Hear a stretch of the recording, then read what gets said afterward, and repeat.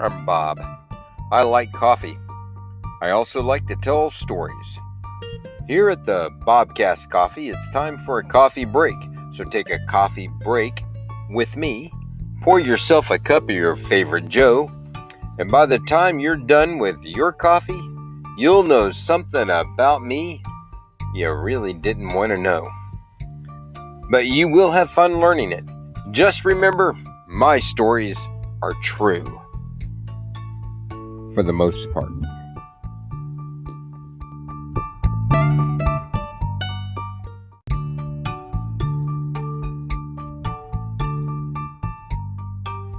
Well, today I'm drinking my coffee out of another cup that's called Lucille's, but this one is Lucille's Smokehouse Barbecue. I believe this one is from California. Really good barbecue place. And like all good coffee mugs,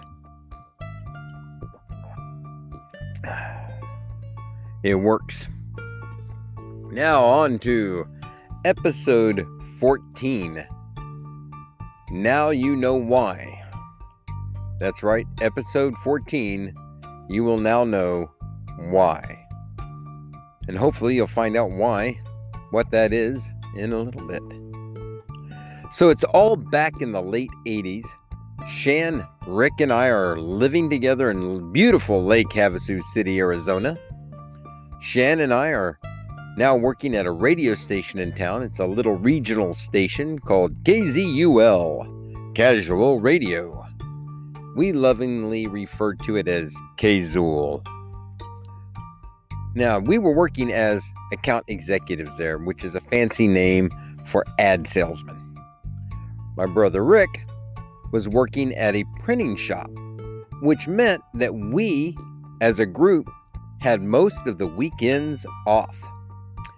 And as many weekends as we could, we would take off into the desert, and then we would explore. So if you buy U.S. geological maps, they will help you pinpoint where all the known mine camps and mine shafts are. Now, most of these are closed. A lot of them are blocked off, but it's still fun to go out and explore. So we are armed with 100 feet of military green line, that's rope, a few hard hats, and flashlights, and we are set to go explore as many mine shafts as we could find. Now, I must stop the story and say, kids, don't try this at home. Wait, that's not right. Kids, don't try this anywhere. I will tell you, abandoned mine shafts are more than dangerous. They will kill you, and they will kill you fast. Stale air, poisonous gas, cave-ins, flooded mine shafts are all possible. They're not rare, and they will happen to you. So don't be stupid. All right, with that PSA said, let's just continue with the story of us playing in mine shafts in Lake Havasu City. Now, one of the maps we have, we found a place called the Jupiter Mine Camp. Now, getting out to the mine camp was a chore. It was way out in the desert. But we had the Bobmobile loaded up. The Bobmobile is now a 1985 Suzuki Samurai. And we would load it with basic camping and adventuring gear, and we could take off into the desert washes. We used the washes as roads. And using the maps, it literally is like using a road map. So we could follow the washes further and further out into the desert and make our way out to the Jupiter Mine Camp. Now, once you understand how they would work and run a mine camp, navigating around an abandoned mine camp became quite easy. And the Jupiter had all the basics we needed to learn how to do all this. At the center of the mine system was the frame of an old Ford Model A pickup. And they had stripped it down and just left the engine and the transmission on the frame and turned that into a power plant to run the compressors for the pneumatic tools that they would use to dig out the mines. So they would run hard steel pipes along the ground over to each of the mine shafts. And then they could use that to get the air pressure up to run the pneumatic jackhammers and things like that. So if you follow the pipes on the ground, you could find the mine shafts. And there was a bunch of mine shafts out there. But of course, this story is only about one of them. So we were crossing from one mine shaft that had just tried to kill us. And we had found another one that we could see about 300 yards away. And we were heading over to this one so it could have its turn to kill us. And we realized, we saw like a small shaft opening. Much smaller than what you would normally think. So we, of course, curiosity got to us and we checked it out. And we found what's called a vent shaft. And a vent shaft goes down into the ground about at a 70-80 degree grade. And these shafts were cut to let air into a larger shaft below ground. This means, using a little bit of Bob logic, if we follow this down, we should come out into a larger horizontal shaft. That's cool.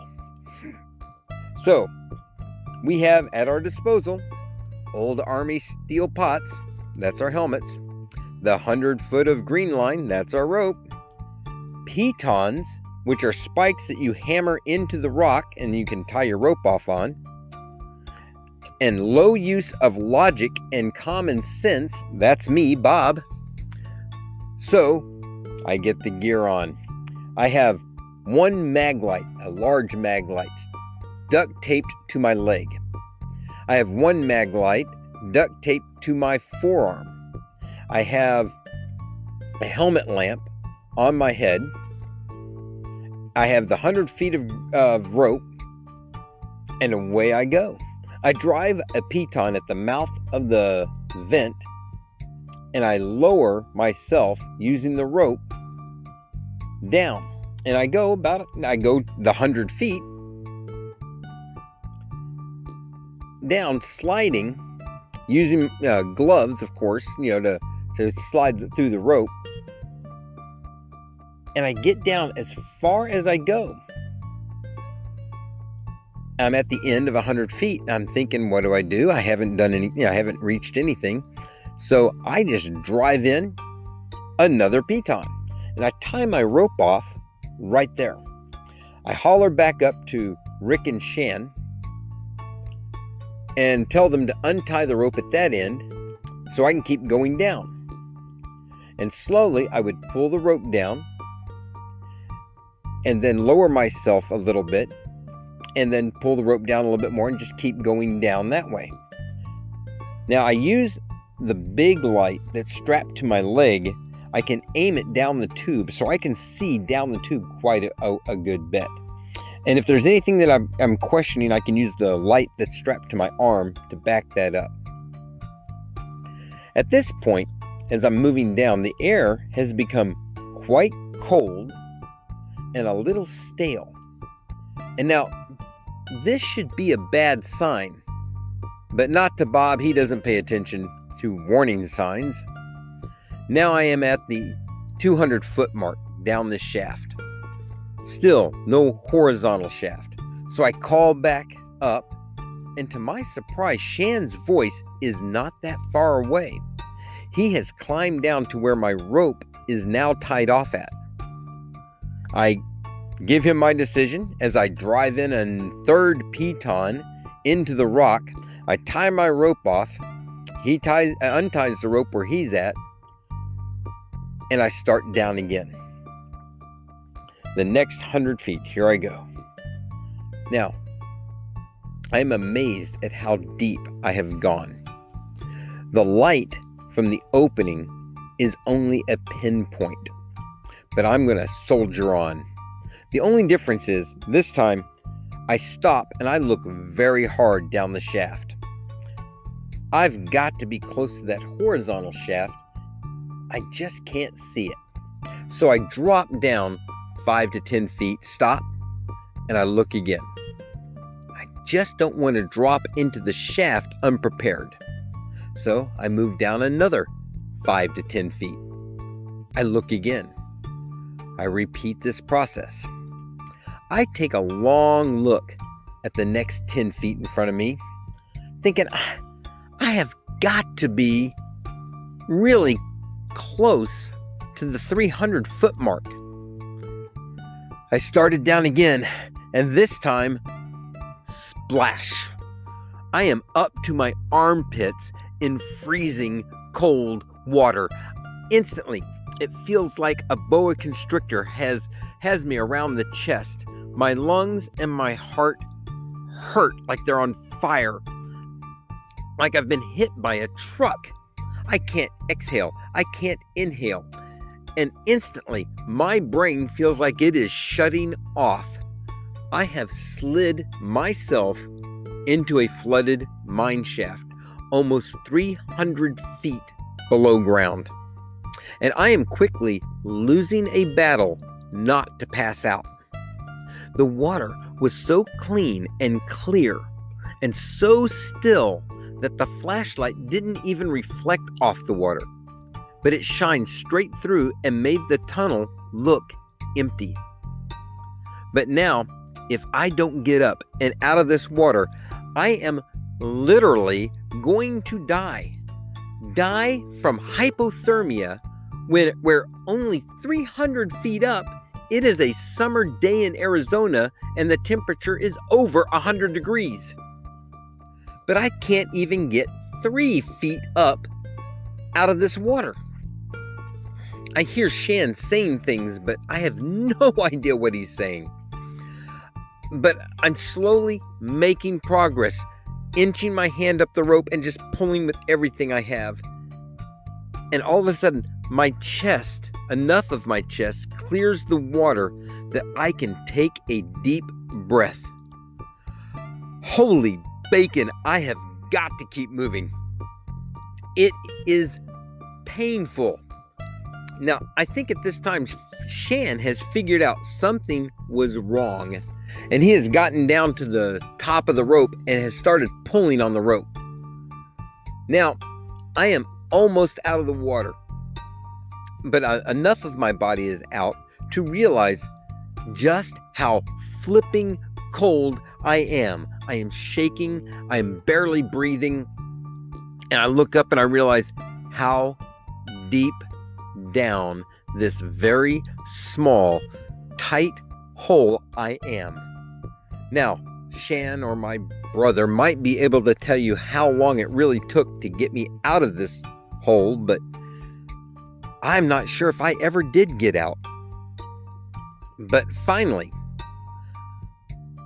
I breached back into the sunlight, and the sunlight actually hurt. I was that cold. So after another long bit of time of just laying in the sun, practicing breathing, I finally start to feel dry again and warm. So, after narrowly escaping death, what do? Well, you remember that mine shaft we were walking toward? Yeah, we're going to go and check it out.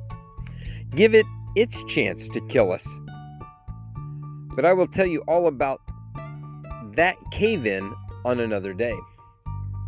You see, because of that small tube we were down, I still have dreams of trying to climb out of that place. Well, so now you know why Bob is a claustrophobic and would rather walk stairs instead of taking elevators, hates crowded rooms. And the older I get, the more bob-headed about being claustrophobic I get. But hey, it makes a great story. Why, in the name of bacon, am I still alive?